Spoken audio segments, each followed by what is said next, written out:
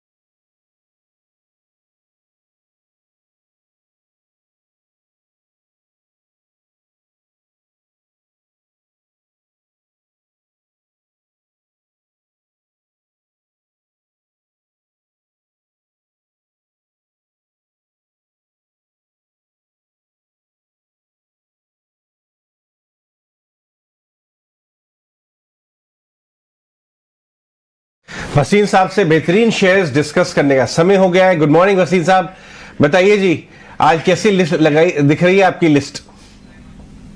हाँ, good morning Ajay, आपको और सृष्टि और अभिषेक को। और लिस्ट तो अच्छी है और बाजार भी अच्छा। आपको एचडीएफसी बैंक 2 दिन से कह रहा था, गंजी भी आप था, और एचडीएफसी बैंक मैंने आपको कहा 1350 का ऑल टाइम बॉटम बन गया। अब आपको बैंक्स में कॉन्सेंट्रेट करना चाहिए। बैंक्स में अभी रैली शुरू हुई है और कुछ आप ऑटोज और बाकी जो आउट परफॉर्म सेक्टर्स है, रियल एस्टेट, वहां पे प्रॉफिट ले सकते हैं। बट जैसे मैंने कहा, मार्केट अभी रिलेटिवली फुली प्राइस्ड है। थोड़ा सा ध्यान रखिए, वॉलेटिलिटी आ सकती है, लेकिन एचडीएफसी बैंक पे मैं बहुत बुलिश हूं। और मैंने आपको कहा, ये जो 10 साल में एक बार मौका आता है, 2 साल का अंडर परफॉर्मेंस, वो एक अपॉर्चुनिटी होता है। अभी आपकी टिप्पणी भी सुनी एशियन पेंट पे। Asian paint and MRF are 2 stocks which have never diluted equity. आज भी उसके पास 53% डेकोरेटिव में मार्केट शेयर है। यस, कंपटीशन ग्रासिम से और जेएसडब्ल्यू से थोड़ा सा बाइट करेगा, बट अगर आपने एक आपकी कंसेंसस है और आपकी घर वालों की पेंट की, तो वो जनरली 90% एशियन पेंट पे जाएंगे। Brands are not so easily movable by the entrance of new people. और I think that Asian paints और देश की जो डेमोग्राफिक्स है वो अभी भी मुझे बताता है Asian paint is a must have in a portfolio. तो आप तो एशियन पेंट और ग्रासिम दोनों रखिए, वो हमारे दोनों पोर्टफोलियो में है। आपने बहुत शानदार, आपके लिए 3 पिक्स हैं जो मैं सोचता हूं आपके लिए बोलूं। और उससे पहले ये बता दूं, कल आपको एसबीआई लाइव दिया था, वो भी अपना टारगेट हिट हो गया, टारगेट के पास था। और दूसरा, जी ने भी 200 का 205 मार गया। आज फिर रूमर मॉन्गरिंग है, तो वो आपके सामने चलती रहेगी। Let's wait for the end result, क्या आता है जी और सोनी के मर्जर से। अगर हो जाए तो बल्ले बल्ले, नहीं तो we will have to wait कि आगे क्या व्यू बनता है। जी वसीम साहब, तो आज के लिए क्या खरीदने की आप सलाह दे रहे हैं? गुड मॉर्निंग, बताइए सर। अभिषेक, पहले तो गुड मॉर्निंग टू सृष्टि। पिछले साल मैं बनारस गया था और सृष्टि मुझे मिलने आई और मैंने कहा था 35-40 है, भोलेनाथ का नाम लो और पीएनबी का बैंक लेके रख लो सृष्टि जी।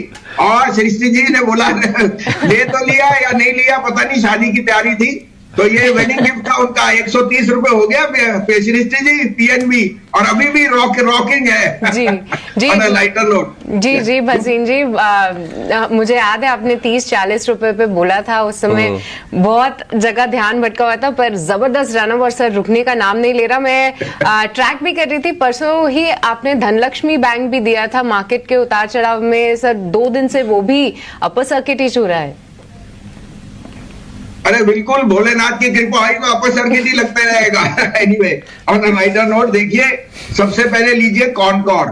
देखिए कॉनकॉर का जो बिजनेस है, जो रेक्स का बिजनेस है, जिस तरह से मोनोपोली है उसकी, कॉनकॉर आई थिंक अगर कोई पीएसयू में अंडर वैल्यू स्टॉक है वो आईआरसीटीसी और कॉनकॉर। आईआरसीटीसी मैंने पहले भी 650-700 पे, 1000 पे मैं चेस नहीं करूंगा, लेकिन कॉनकॉर में अभी भी गुंजाइश है 1100-1150 की जाने की।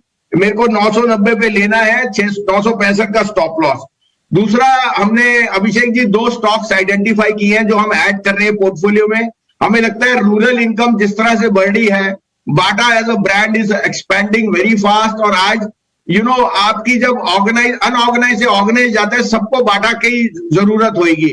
ये डेली नीड्स का स्टेपल स्टॉक है और उनकी जो प्रोडक्ट लाइन है, कॉन्ट्रैक्ट पे जो उन्होंने किया है, उनके मार्जिन बहुत स्ट्रांग है।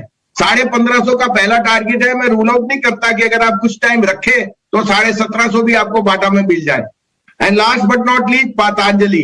देखिए घर घर में Patanjali is making more inroads. Lever का मार्केट शेयर वो ले रहे हैं। ये नहीं मैं कह रहा लीवर इज नॉट एक्सपेंडिंग, लेकिन जैसे आप पेंट इंडस्ट्री कर रहे हैं, उससे भी बड़ी मार्केट पतंजलि के पास है। ऐसा कोई प्रोडक्ट नहीं जो उसके पोर्टफोलियो में नहीं है। हमने इसमें एंट्री की है, हमें 1610 पे बहुत अट्रैक्टिव लगता है। शॉर्ट टर्म में 1550 का स्टॉप लॉस रखिए, लेकिन 1850 का टारगेट। अगर आप ड्यूरेशन बढ़ाएं तो स्टॉप लॉस थोड़ा सा नीचे कर लीजिए क्योंकि वॉलेटाइल है, लेकिन this is a must have in your portfolio. ये